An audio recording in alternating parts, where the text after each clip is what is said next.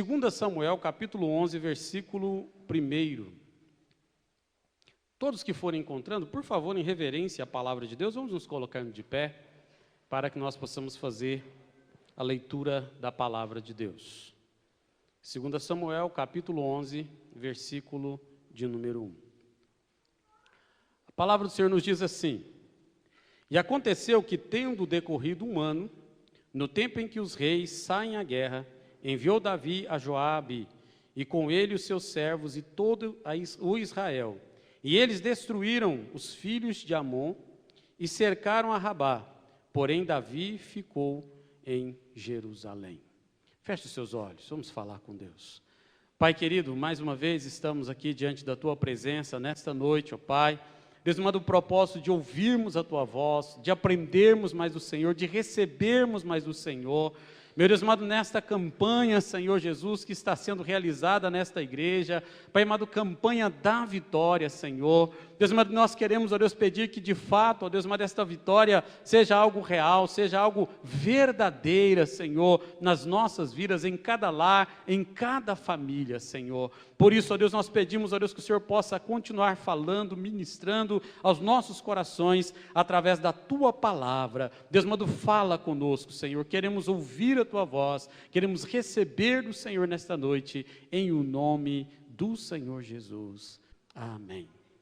Os irmãos podem assentar. Amados, são 7 semanas a campanha aqui, 7 semanas, né? Nessas 7 semanas, quantos já foram abençoados por Deus? Amém? Levante sua mão, quantos já têm sido abençoados por Deus? Glória a Deus. Então, muitos irmãos já receberam, né, aquilo que têm buscado do Senhor nesses dias. Talvez alguns ainda não receberam, mas com certeza Deus é fiel para cumprir a palavra dEle. E nessa noite eu gostaria de falar com os irmãos sobre discernirmos os tempos, ou entendermos, compreendermos os tempos, ou o tempo em que nós vivemos. Esse texto que nós acabamos de ler, 2 Samuel, capítulo de número 11, verso 1, ele fala de algo relacionado a um tempo que algo acontecia naquele tempo. Voltando lá no texto, nós vemos o texto dizendo assim: E aconteceu que, tendo decorrido um ano, no tempo em que os reis saem à guerra. Qual que era o tempo aí? O tempo em que os reis saíam para as guerras. O tempo em que os reis, eles se levantavam, eles estavam à frente de batalha.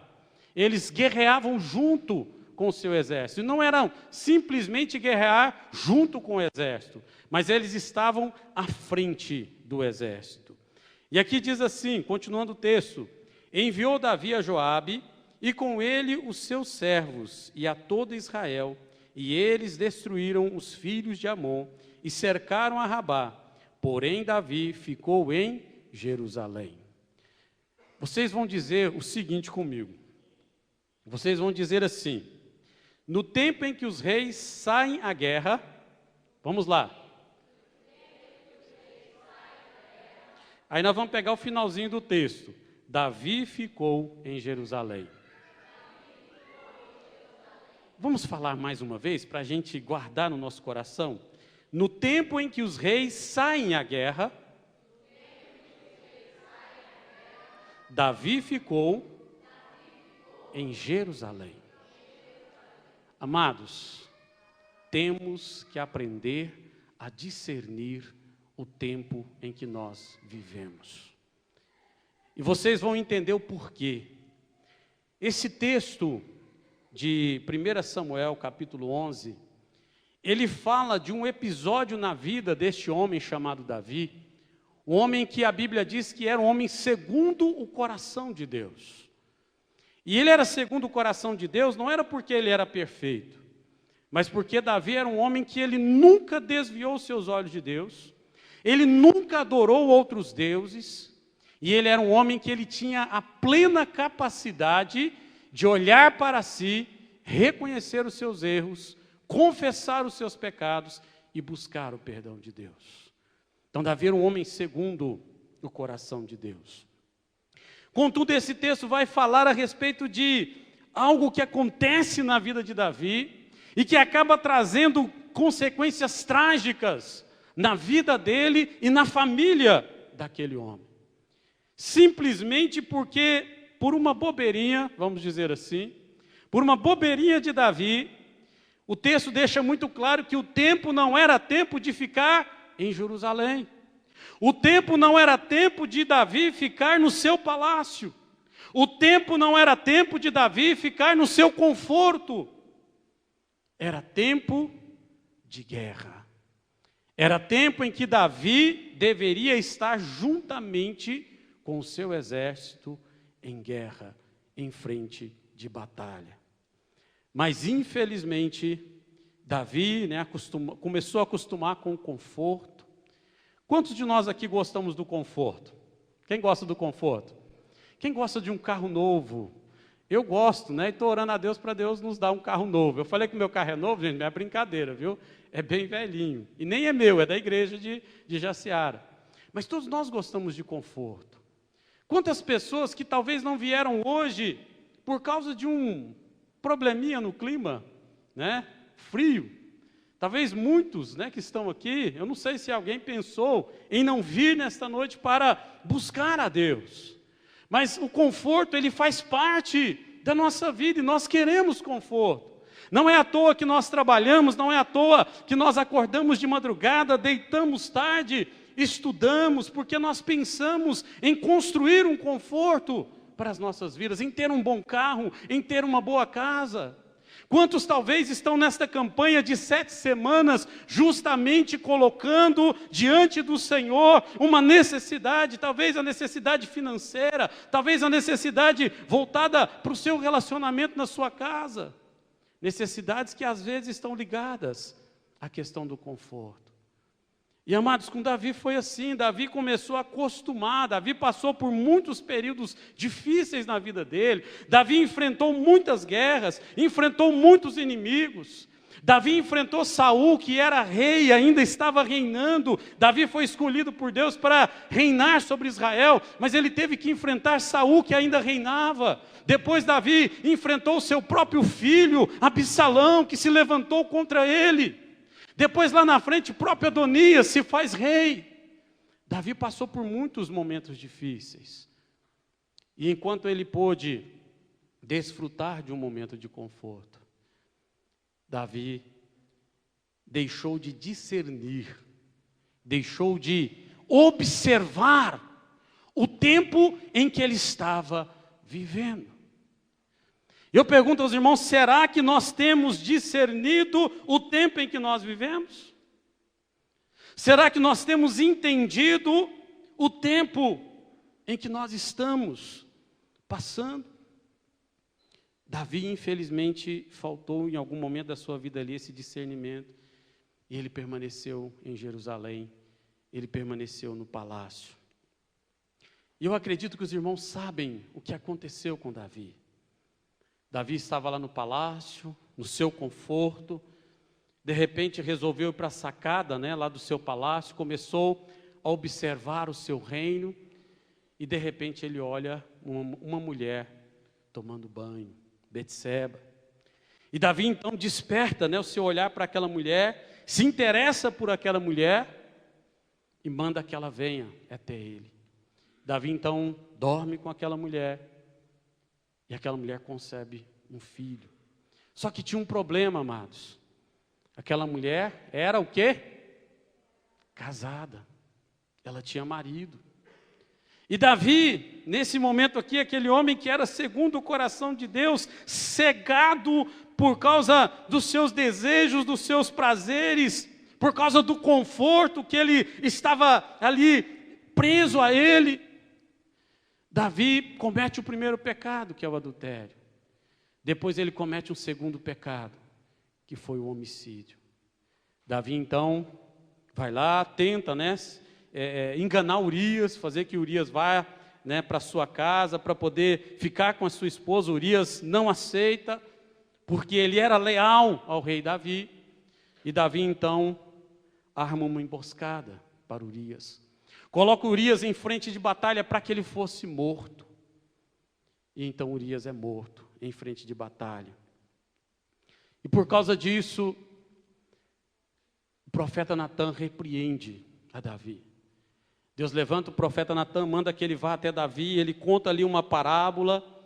Davi até chega a ficar indignado, naquela parábola, mas o profeta diz para ele: Davi, esse homem que fez tal coisa, que fez tal maldade, é você. Aí Davi cai em si. Aí Davi começa então a olhar para ele, a perceber o mal que ele havia feito. Mas, amado, já era tarde. Mas Deus diz através do profeta que perdoava o pecado daquele homem, perdoava o pecado de Davi, mas que aquele mal que ele fez, às escondidas, Deus faria em plena luz.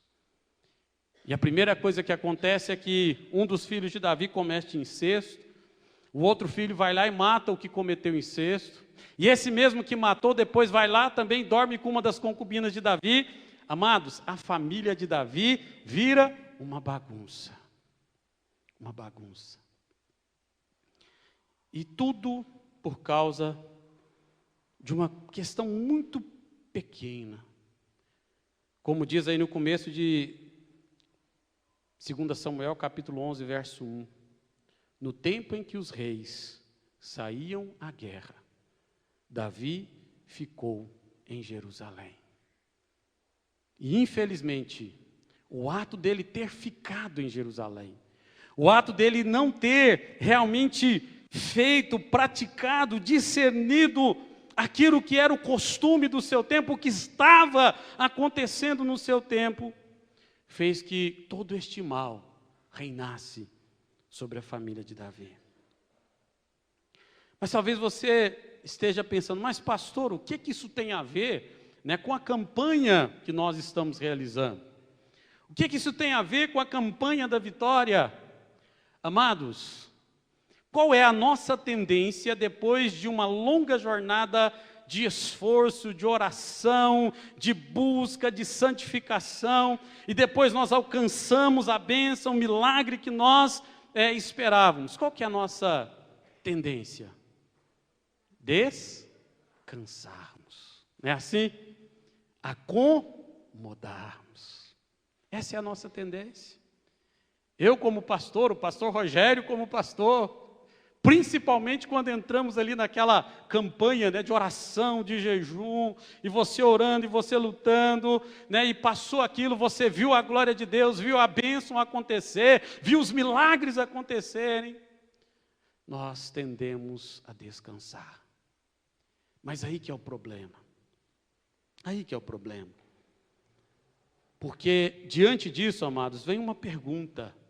E até alguma das coisas que eu vou falar aqui, talvez você vai falar: mas o pastor Rogério já falou isso hoje, Tem algumas coisas que ele falou que eu vou estar também aqui reforçando nessa noite. E a questão que vem realmente justamente quando terminamos o nosso propósito com Deus, quando terminamos a nossa vida de oração ou o nosso propósito de uma campanha de oração e recebemos os milagres de Deus e recebemos as bênçãos de Deus, a questão é: qual tempo nós estamos vivendo? Hoje é tempo de quê? Passamos a campanha, recebemos as bênçãos, recebemos os milagres. E aí vem essa pergunta: qual tempo nós estamos vivendo? Hoje é tempo de quê? Se nós formos olhar o fato de termos passado por esse período de oração, nós vamos pensar: bom, o tempo é tempo de descanso. Mas se nós formos olhar, amados, o mundo que nós vivemos, se nós formos olhar aquilo que está acontecendo, você liga a televisão, você liga o rádio ou acessa a internet, vocês vão perceber que ainda não é tempo de descansar. Ainda não é tempo de parar. Sabe por quê? Porque, na verdade, às vezes nós temos aquela falsa impressão, aquela falsa sensação de que vencendo uma batalha nós vencemos a guerra. E não é verdade. Na campanha, no propósito, nós vencemos a batalha, mas ainda não vencemos a guerra. A guerra continua. E talvez depois de um propósito, depois de um período de oração, a bênção vem, aí parece que vem uma luta talvez um pouquinho maior do que aquela que eu estava enfrentando. A primeira igreja que eu pastorei, que foi a igreja de Monte Alegre, é uma igreja que ela cresceu justamente em cima de propósitos, em cima de oração, de campanhas. Eu, na verdade, aprendi com a igreja de Monte Alegre. Eu posso dizer que a igreja de Monte Alegre, para mim, foi a escola. Só que lá o pessoal começou a perceber isso. Que todas as vezes que nós começávamos a orar, todas as vezes que nós começávamos a colocar propósitos, a fazer campanhas, as bênçãos vinham, os milagres aconteciam. Mas às vezes vinham lutas, vinham problemas, vinham dificuldades. E dificuldades, lutas e problemas que nos faziam entender que nós tínhamos vencido uma batalha, mas que a guerra continuava. Por isso, amados, nesse sentido, eu gostaria de destacar aqui com os irmãos duas coisas que nos fazem refletir acerca do tempo em que nós estamos vivendo. E hoje, que tempo é este? E a primeira coisa que eu gostaria de destacar aqui é justamente que hoje o tempo em que nós vivemos é tempo de adorar. Amém? É tempo de adorar. Primeira coisa que nós temos que entender. Vocês já prestaram atenção que, mesmo com a palavra de abertura, que normalmente a igreja sempre tem um momento na abertura, a gente chama de liturgia, faz parte da liturgia. Nós, antes de termos aquele momento de alimentarmos da palavra, nós temos um momento de quê? Louvor, adoração. E eu digo aos irmãos que é tempo de adorar, porque o ato de nós adorarmos a Deus, em primeiro lugar, ele foi inaugurado pelo próprio Senhor Jesus. Lá em João, no capítulo de número 4, versículo de número 23 e 24, Jesus diz assim: mas a hora vem, e agora é, em que os verdadeiros adoradores adorarão ao Pai em espírito e em verdade. Porque o Pai procura tais que assim o adorem. Deus é espírito, e importa que os seus adoradores o adorem em espírito e em verdade. Amados, Jesus inaugurou esse tempo de adoração, no qual nós somos parte dele. Amém? Se alguém tem dificuldade de louvar, se alguém tem dificuldade de cantar, se alguém tem dificuldade de expressar a Deus em louvor, em adoração, saiba que, na verdade, Jesus, quando ele inaugurou isso com a igreja, quando ele começou esse propósito com a igreja, ele incluiu você, ele incluiu eu, ele incluiu cada um de nós. Nós fomos chamados para viver uma vida de louvor, uma vida de adoração diante do Senhor. Amém? Mesmo diante ali dos nossos problemas, das nossas lutas, das nossas angústias. Paulo, ele fala lá em Filipenses capítulo 4, verso 6, ele diz assim: não andeis ansiosos na vossa vida. Mas ele diz assim, para que nós possamos fazer conhecido diante de Deus as nossas petições, através da oração, da súplica e com ações de graça. Louvor, adoração. Amém? Tem até um cântico, que diz: está chorando, louve, está passando por prova, louve. Amados, nós vamos terminar a campanha, os irmãos vão terminar a campanha, a luta vai continuar, a guerra vai continuar, mas diante das lutas, diante dos problemas, louve ao Senhor, adore ao Senhor, exalte o nome do Senhor. Amém? Glorifica o nome do Senhor. A palavra de Deus diz: em tudo dai graças, porque esta é a vontade de Deus. Não é por tudo. Muitas vezes nós entendemos mal a Bíblia. Não é por tudo. Tem gente que pensa que, então quer dizer, eu vou agradecer a Deus porque eu caí, vou agradecer a Deus porque eu bati o carro. Amados, não é isso. É louve em tudo. Se Deus o livre, aconteceu um imprevisto, glorifica o Senhor, louve ao Senhor. Na questão do carro mesmo, pastor, mas a minha esposa, nós já tivemos, né, mas o meu filho, uma experiência muito ruim, né, com esse problema de carro estragar na estrada, não ter seguro, aquela dificuldade toda. Ontem eu vi a mão de Deus, o cuidado de Deus, né? Antes da gente sair, o Senhor nos abençoou, achamos o defeito, resolvemos o problema. Mas, amados, eu não vou blasfemar, eu não vou reclamar, mas eu vou louvar, eu vou glorificar, não importa as circunstâncias. Tem um hino que fala assim, né? Não importa as circunstâncias, te louvarei, te adorarei. Infelizmente, nós vemos que muitos crentes não estão preparados para os momentos difíceis. São treinados, são ensinados a tomar posse da bênção, a tomar posse da vitória, mas quando vem a dificuldade, meu Deus, aí é a blasfêmia, aí é a reclamação, aí é a murmuração. Então nós temos que louvar a Deus. O Senhor Jesus inaugurou esse tempo de adorar, e nós fomos incluídos nele. E tem uma outra questão que eu quero dizer a você em relação ao louvor, à adoração. Por que é tempo de adorar? Porque por meio do louvor e da adoração, amados, a Bíblia diz que homens bíblicos, como o rei Josafá, talvez você já ouviu falar do rei Josafá, venceram batalhas, e nós também podemos vencer. Amém? Você crê nisso? Aleluia! Amados, nós podemos vencer. Lá em 2 Crônicas, você não precisa abrir, lá em 2 Crônicas, no capítulo 20, versículo 21 e 22, fala justamente sobre esta façanha de Josafá, vencendo uma guerra, vencendo uma batalha, através do louvor.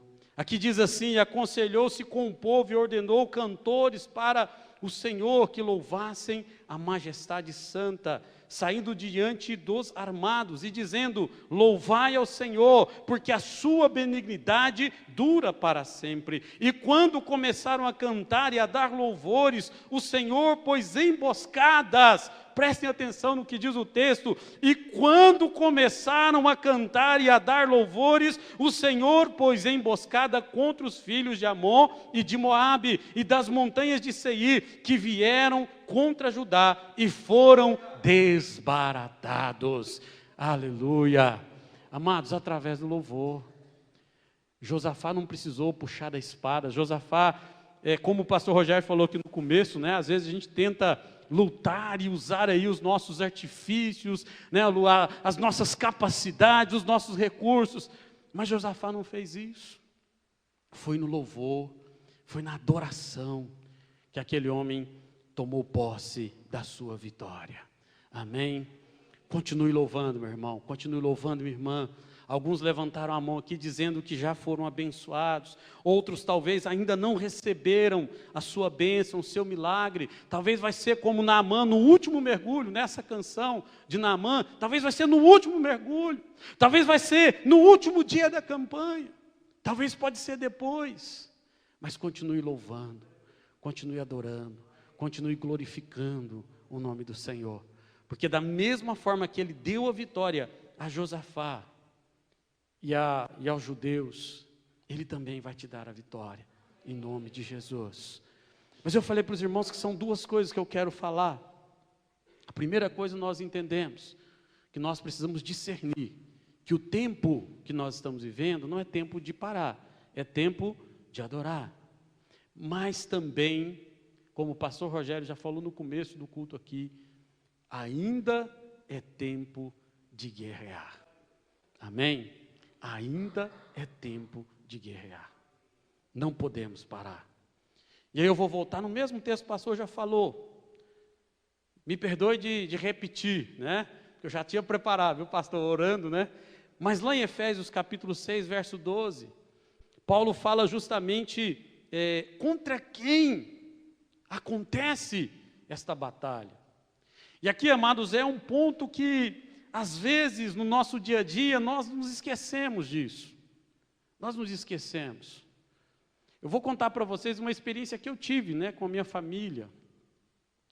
Lá na nossa casa, ao redor, do lado, né, da nossa casa, mudou uma senhora e a filha dela que, eu creio até assim, que por cuidado delas mesmo, né, porque são duas mulheres sozinhas, elas colocaram 2 feras, né, ali no quintal delas. Só que aí eu tinha um problema, porque o muro do lado ali tinha um quebrado, né? Aí o cachorro de vez em quando vinha ali, punha a cara, ficava olhando.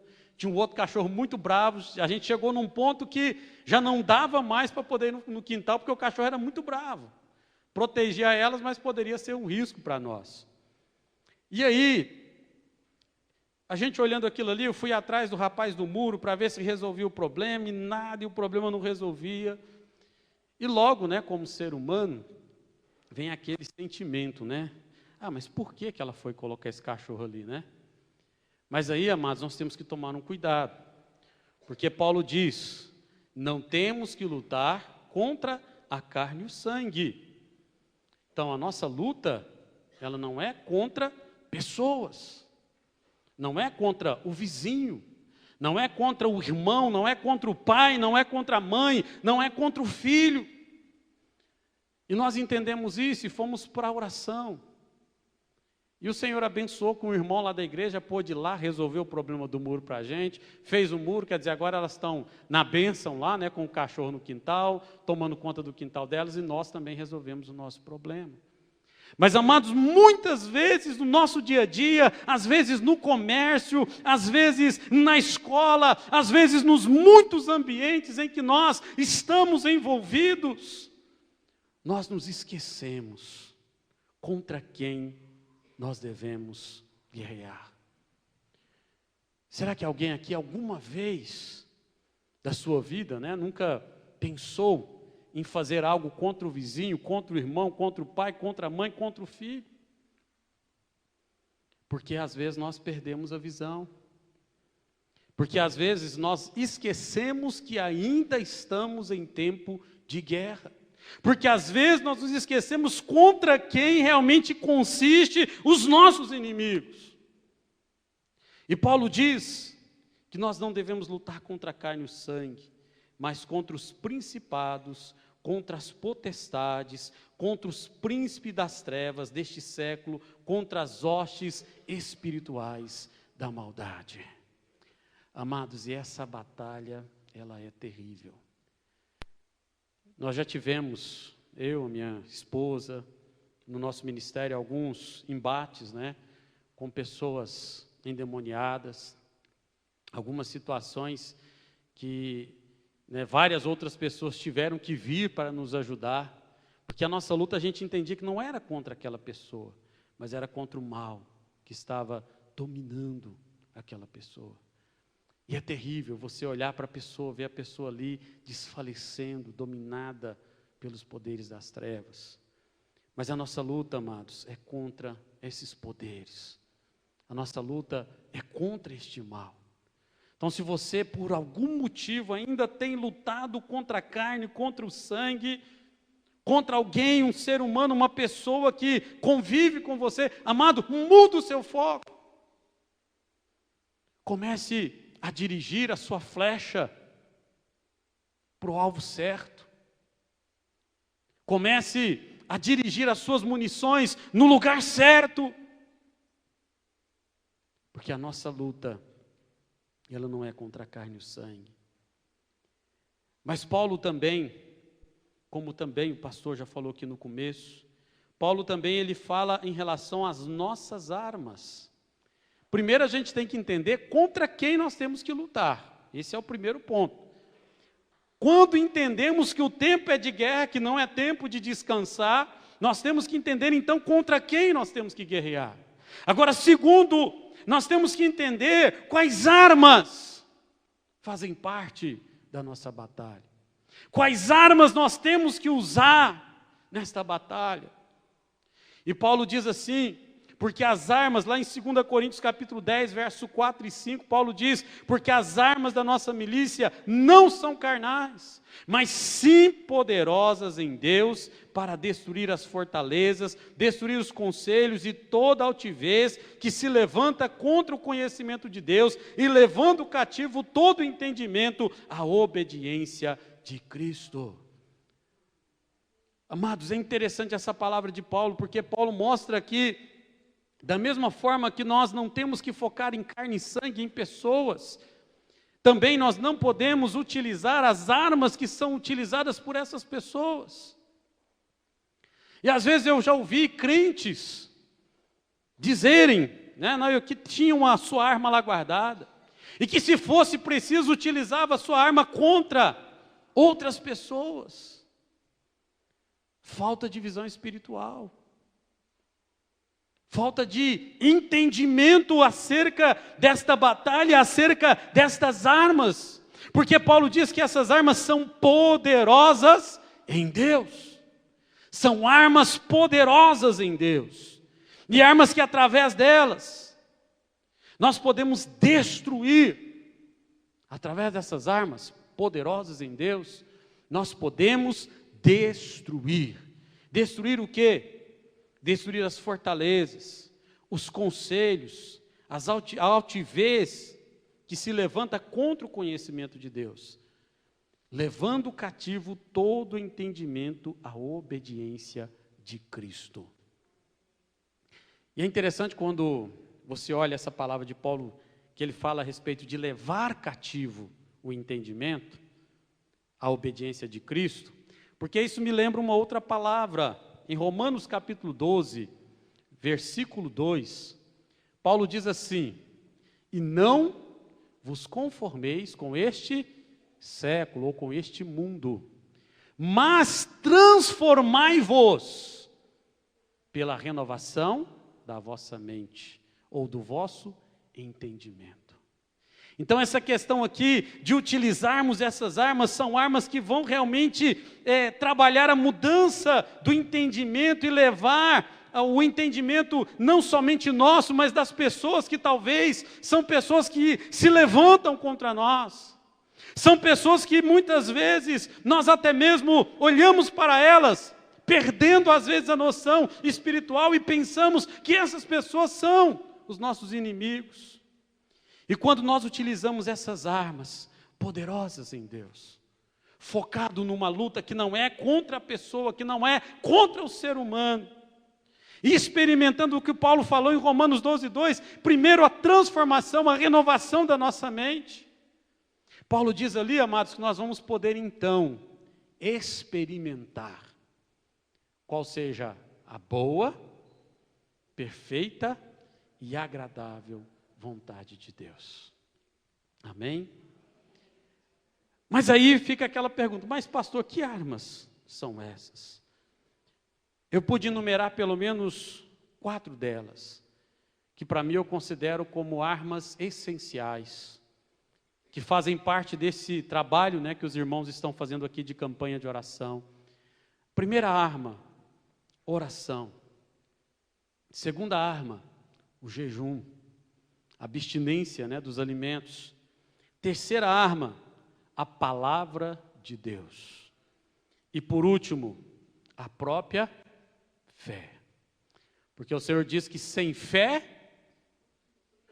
é o quê? Sem fé, é impossível agradar a Deus. Então, primeira coisa, amados, para que nós possamos focar nessa luta, nessa batalha, nós precisamos crer em Deus, crer na sua palavra. Precisamos ter a palavra de Deus realmente firmada em nós. Temos que ter conhecimento como que nós vamos experimentar a renovação da nossa mente, a renovação do nosso entendimento, vencendo todos os conceitos, valores deste mundo que nos cerca, se nós não temos conhecimento de Deus por meio da sua palavra. Então essa arma precisa estar bem afiada em nossas mãos. Amém? Precisamos ter conhecimento e também, amados, perseverarmos em oração, perseverarmos, joelhos dobrados. alguns irmãos, né, que a gente chama de canela de fogo, né, eles costumam dizer que o crente não anda de pé, ele anda de que jeito? De joelhos. O crente não anda de pé, ele anda de joelhos. Porque a cada caminhada que nós damos de joelho, orando, clamando, o Senhor nos sustenta, o Senhor nos guarda, o Senhor nos livra, o Senhor nos abençoa. Então, por isso, amados, a oração é uma arma essencial nesta guerra que nós estamos empreendendo. E o jejum, que é aquele momento em que nós nos abstemos dos alimentos sólidos, né, às vezes dos líquidos, e nós nos colocamos inteiramente na dependência de Deus. Eu já ouvi muitos testemunhos grandiosos de pessoas que lançaram propósitos de oração, de jejum, coisas grandiosas que Deus fez através dessas pessoas. Por isso, amados, eu quero deixar com os irmãos esta palavra nesta noite. Quero dizer aos irmãos que o tempo em que nós vivemos é tempo, primeiro, de adorar, mas também ainda é tempo de guerrear. Amém? Guardem isso. Terminou a campanha, recebeu a sua bênção, recebeu o seu milagre, recebeu a sua vitória, continue adorando. Continue guerreando, mas focando de maneira certa, usando as armas corretas. Que Deus possa realmente nos ajudar e que nós não possamos fazer como Davi. Davi, ele é um homem que, ele é um grande exemplo em muitas coisas, mas nesse texto que nós lemos, né, de 2 Samuel capítulo 11, verso 1, Davi, ele é um exemplo a não ser seguido. Neste texto em especial, um exemplo a não ser seguido, porque Davi, depois de ter vencido os seus inimigos, de estar lá no seu palácio, ele cruzou os braços, descansou, e acabou realmente caindo, pecando, errando. Então, que nós não possamos fazer assim, que não possamos cruzar os nossos braços, que não possamos descansar, que não possamos folgar, que não possamos nos acomodar com a nossa vida espiritual, mas que possamos continuar sendo perseverantes diante do Senhor, adorando, guerreando, sendo instrumentos na mão do Senhor, para alcançarmos outras pessoas, outras vidas, e para alcançarmos para nós mesmos muitas outras vitórias. Amém? Em nome de Jesus.